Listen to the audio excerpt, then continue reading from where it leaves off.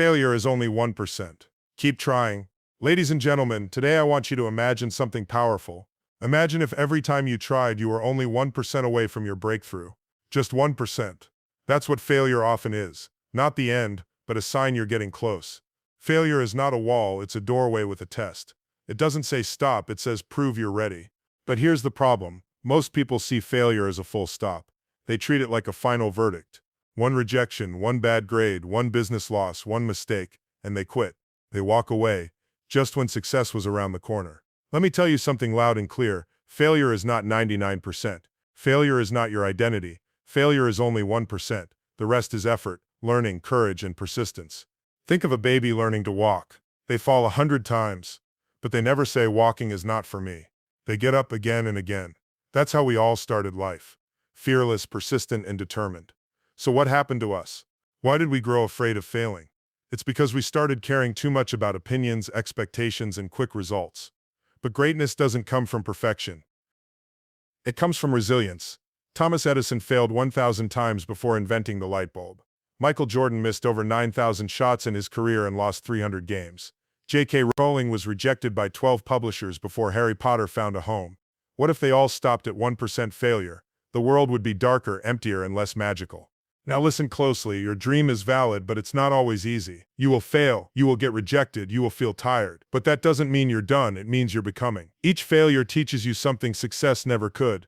It shapes your character, your humility, your hunger. It sharpens your mind and strengthens your heart. Don't count your failures, count how many times you got back up. Because in the end, it's not talent or luck that wins, it's grit. It's people who say, I'm not giving up now. I've come too far to only come this far.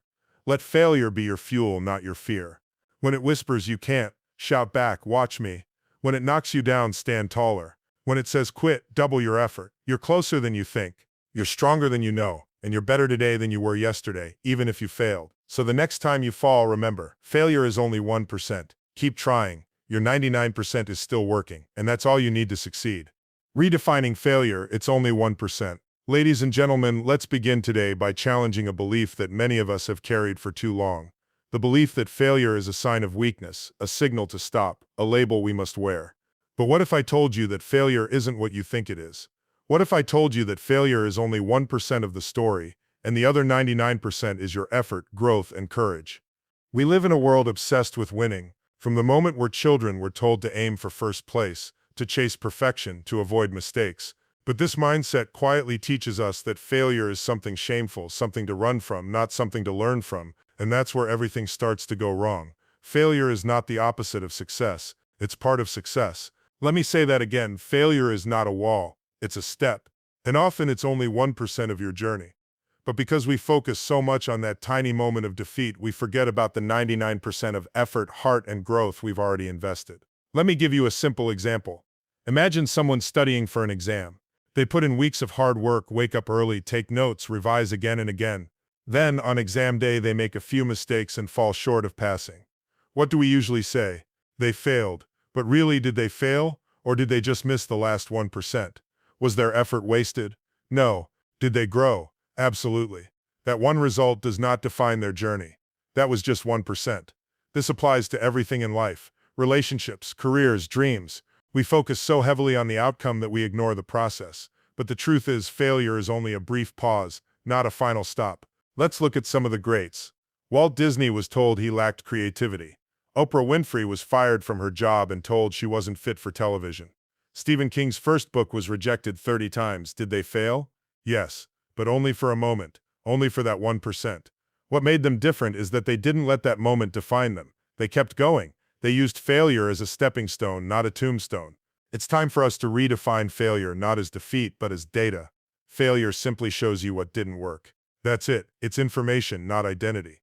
The reason most people never reach their full potential is not because they lack talent or drive. It's because they give up after that 1% failure. They stop just before the breakthrough. Imagine if Thomas Edison had quit at his 999th. The light bulb would never have been born. But he famously said, I have not failed. I've just found 10,000 ways that won't work. That's the mindset we need, the courage to keep trying even after things go wrong. Because if you give up after a failure, you're not rejecting failure. You're surrendering to it. And here's the truth. The people who succeed are not the ones who never fail. They are the ones who fail the most and learn the fastest. So the next time you stumble, don't say I failed. Say that was just my 1%. My 99% is still growing. I'm still moving. I'm still becoming. Let's teach our children, our students, our teams, and most importantly ourselves, that failure is not a full stop. It's a comma. A moment to pause, reflect, adjust, and rise stronger. In redefining failure, we also redefine success. Success is not just the trophy, the medal, or the result. Success is the willingness to keep showing up, to keep trying when others quit, to stand again after falling, to believe in yourself when no one else does. So today I challenge you, don't fear failure, expect it, respect it, learn from it, grow from it, and keep moving. Because failure is only 1%, and your story, the one you're writing right now, has so much more ahead. The persistence of champions. Ladies and gentlemen, what separates the ordinary from the extraordinary? What defines those who rise above the rest? Not just once, but again and again. It's not talent, it's not luck, it's not even intelligence. The real difference maker, the secret ingredient, is persistence. Champions are not people who never fail. Champions are people who refuse to quit. They stumble, they fall, they get bruised, but they rise. Every single time. That relentless spirit, that fire to keep going when everything screams give up, is what makes them legends. Let's be clear, the journey of a champion is not smooth. It's not paved with applause, praise, or comfort. It's filled with rejection, pain, sacrifice, and moments of deep self-doubt. But champions persist. They push through, even when the world says no. Let me tell you the story of Michael Jordan, often called the greatest basketball player of all time. He was cut from his high school basketball team. Imagine that. A coach once looked at him and said, "You're not good enough." Most people would take that as a final judgment, but not Jordan. He used that rejection as fuel. He practiced harder, he trained longer, he showed up earlier, and he came back stronger. Years later, he became a 6-time NBA champion and a global icon. Why? Because he persisted. Take another example. J.K. Rowling, the author of the Harry Potter series. Before becoming one of the most successful writers in history, she was rejected by 12 different publishers. She was broke, a single mother, and battling depression. The easy choice would have been to give up on her manuscript, put it in a drawer, and move on. But she didn't. She believed in her story. She believed in herself, and that belief, combined with persistence, changed her life and ours. Now you might think, well, those are extraordinary people. But the truth is, they became extraordinary because of their persistence, not in spite of it. They weren't born champions. They chose to keep going. Persistence is not glamorous. It's waking up early when you're tired. It's studying when you'd rather sleep. It's practicing alone when no one is watching. It's choosing progress over comfort, day after day. And here's something important. Persistence is not about never feeling doubt. It's about moving forward in spite of doubt. Champions feel fear, they face uncertainty, but they don't let those feelings define their next step. They show up, they keep working, they keep believing. There's a story about Thomas Edison, the inventor of the light bulb. He failed thousands of times before he finally got it right. When asked about his repeated failures, he said, "I have not failed. I've just found 10,000 ways that won't work." That's the mindset of a champion. The world often only sees the final success, the medal, the book, the trophy, the spotlight. But behind every triumph is a hidden mountain of effort, rejection, and grit. Champions are not born with superpowers. They develop them through perseverance. Let me bring it back to you, your dreams, your goals. Maybe you've tried and failed. Maybe life has knocked you down. Maybe people have told you you can't. But I'm here to remind you you can. Not because it's easy, but because you have the power to persist. Every step you take, even when it's hard, is building you. Every setback you overcome is strengthening your spirit. Champions aren't the ones who never fall. They're the ones who fall 7 times and rise 8. So if you're chasing a goal, don't stop. If you've been rejected, try again. If it's taking longer than you thought, be patient, but be relentless. Because your persistence is your power. It's what transforms dreams into reality. It's what turns an ordinary person into a champion. You don't have to be the fastest, the smartest, or the most talented. But if you refuse to quit, you will win. And one day, people will look at you and say, that's what a champion looks like. Failure is a teacher, not an enemy. Ladies and gentlemen, let's talk about one of the most misunderstood experiences in life, failure. From a young age, we're taught to avoid failure. We hear things like, don't mess up, play it safe, and what if it doesn't work? Society conditions us to fear failure, to see it as something shameful, something to run from. But today I want to challenge that belief. Because the truth is this, failure is not your enemy. Failure is your teacher. Think about it. When do we grow the most? When everything is smooth or when we hit a wall? It's in the struggle that we learn. It's in the mistakes that we discover what really works. And it's in the pain that we build strength. Let me ask you this. When a baby falls while learning to walk, do we call that baby a failure? No. We celebrate. we clap, we say try again. But somewhere along the road to adulthood, we lose that mindset. We stop seeing mistakes as part of learning and start seeing them as a verdict on our worth. That needs to change. Failure is life's greatest teacher. It teaches humility. It teaches resilience. It shows you what doesn't work so you can get closer to what does. Let me share a powerful story. Albert Einstein, one of the greatest minds in history, couldn't speak fluently until the age of 9. His teachers thought he wouldn't amount to much. He was expelled from school. He even failed an entrance exam to a polytechnic school. But Einstein didn't let those failures define him. He learned from every misstep, adjusted, and kept going. He understood that failure wasn't the end, it was part of the process. You see, when you fail, life is trying to teach you something. It might be teaching you patience. It might be teaching you strategy. It might even be teaching you what not to do. But there's always a lesson hidden in the struggle if you're willing to learn. Let's look at failure differently. Imagine if every failure came with a message. You're on the right path, just not quite there yet. Isn't that a more empowering perspective? The most successful people in the world have one thing in common. They failed, a lot, but what separates them is how they responded to that failure. They didn't see it as a sign to quit, they saw it as feedback. Walt Disney was fired for lacking imagination. Oprah Winfrey was told she wasn't fit for television. Stephen King threw his first manuscript in the trash and his wife dug it out. Now millions know their names. Why? Because they treated failure as a teacher, not a judge. But here's the truth, failure is not falling down, failure is staying down. The champions, the inventors, the game changers, they don't fear failure, they expect it, they use it. And most importantly, they learn from it. So the next time you fail, don't panic, don't hide, don't give up. Instead, pause, reflect, ask yourself, what is this trying to teach me? Write down the lesson, grow from it, and then go again, stronger, smarter, and more prepared. Because every failure, every setback, every no you hear, it's not the end of the road, it's a lesson, it's a stepping stone. It's a sign that you are trying, learning, and becoming, so stop fearing failure, embrace it, learn from it, and use it to rise. Because failure is not your enemy, it's your greatest teacher, and if you listen closely, it will teach you exactly how to win. Your 99% still counts. Ladies and gentlemen, let me begin by asking you a simple question. Have you ever worked so hard for something, poured your heart and soul into it, only to fall short in the final moment? That one missed mark, that one failed attempt, that one painful no that made you feel like everything was wasted. We've all been there. But today I want to shift your mindset. I want to remind you of a truth that is too often forgotten. Your 99% still counts. Yes, even if you didn't reach the finish line this time. Even if the result didn't reflect the effort. Even if you failed at the very end, your 99% still matters. Too often we measure our entire journey by the outcome. We look at the scoreboard and forget the struggle. We let one final moment of failure erase the mountain of effort we climbed to get there. But success isn't just about crossing the line, it's about the courage it took to start and the strength it took to keep going. Think about this. A student studies for weeks for an exam, puts in sleepless nights, fights distraction, gives their all, but misses the passing grade by 1 mark. Do we say they failed? Or do we say they fought, they tried, and they're better now than they were before? That's the difference between a fixed mindset and a growth mindset. The world often celebrates only the 1%. The trophy, the result, the title. But champions know the real victory is in the 99%. The pain, the process, the persistence. That's where character is built. That's where transformation happens.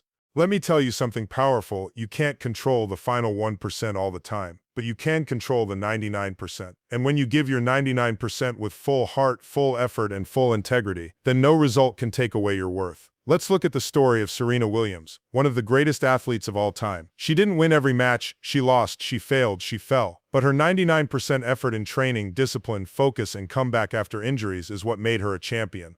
Her legacy is not just in the trophies, it's in the fight she gave every single time she stepped on the court. The same goes for inventors, artists, and entrepreneurs. Do you know how many prototypes failed before the right one succeeded? How many times a song was written and trashed before a hit was born? How many business pitches were rejected before one investor finally said yes? Each failure was a piece of their 99%. Each one mattered. Each one counted.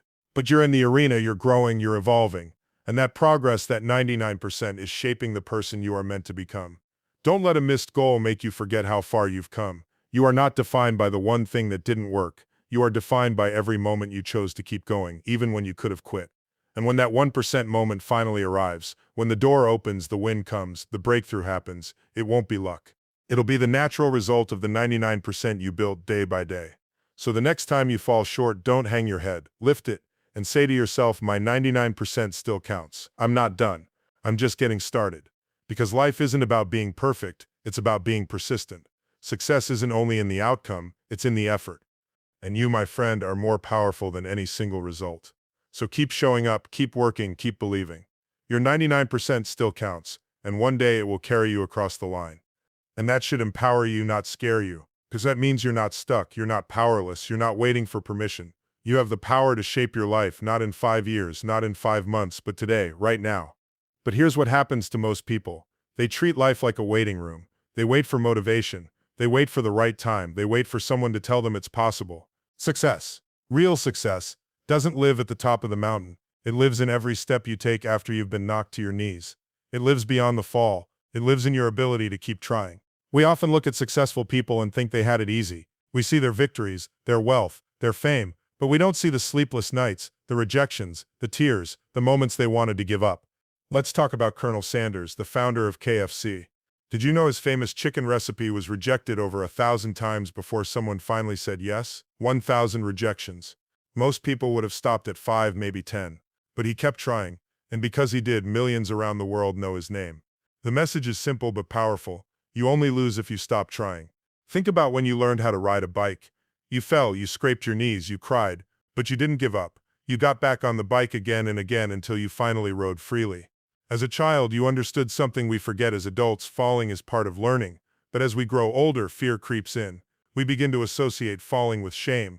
We take failure personally. Let's look at the story of Thomas Edison, the man who invented the light bulb. He failed over 10,000 times. When someone asked him how it felt to fail so often, he replied, "I have not failed. I've just found 10,000 ways that won't work." That's the mindset of a person who understands that success is waiting beyond the fall. And it's not just about inventors or business giants. This applies to you, right now, wherever you are. Maybe you failed in school. Maybe your business idea didn't take off. Maybe your relationship ended painfully. Maybe life hit you hard when you least expected it. But hear this: you are not your fall. You are your rise. You are the person who still tries, who still dreams, who still believes when the odds are against you. Each time you try again, you grow wiser. You grow tougher. You grow closer to the version of yourself who is unstoppable. The people who win in life aren't the ones who never hurt. They're the ones who hurt and heal. They're the ones who feel fear and move anyway. They're the ones who fall and keep trying. Because they know what you must know: success doesn't come to those who never fall. It comes to those who fall and rise again. So the next time you find yourself on the ground, don't curse the fall. Thank it. It just taught you something. It just reminded you that you're in the fight, and now you've got another chance to rise. You may fall 10 times, get up 11. You may fail in front of others. Rise stronger in front of yourself. You may feel like quitting. But don't, because your breakthrough might be just one more try away. Remember, every fall is temporary, but the power to rise, that's forever yours. So keep going, keep moving, keep trying, because success isn't behind you, it isn't above you, it's waiting just beyond your fall, right where you decide to rise. And little by little, the thing that once seemed impossible becomes reality. Whether it's writing a book, starting a business, improving your health, chasing a dream, nothing happens until you begin. It doesn't matter how small that beginning is. One push-up, one line on the page, one conversation, $1 saved, one move. That's the power of starting. It breaks the chains of fear and procrastination. It transforms you from a dreamer into a doer. And here's something even more powerful: when you start, you inspire others. Because people don't follow perfection, they follow action. They follow courage. They follow someone who is brave enough to begin. Your start could be someone else's spark. So stop overthinking. Stop doubting. Stop replaying the what-ifs in your mind. Start now. Start small. Start scared. Start unprepared. But just start. Because starting creates a shift not just in your circumstances but in your identity. You stop saying, "Someday I'll try," and you start saying, "Today I did." You stop being a passenger and become the driver. And yes, the journey will be messy. You'll make mistakes. You'll feel like quitting. But guess what? The people who win in life aren't the ones who never fall. They're the ones who started and never stopped. So today I challenge you: whatever it is that's been living in your heart, take the first step. Write the first sentence, make the first call, record the first video, apply for that job, launch that project, change that habit. Don't wait for permission. Don't wait for certainty. Don't wait for everything to feel right. Just begin. Because once you do, you'll realize something life-changing. It's not about being perfect. It's about having the guts to begin. And that simple act of starting, it has the power to change everything. Thank you.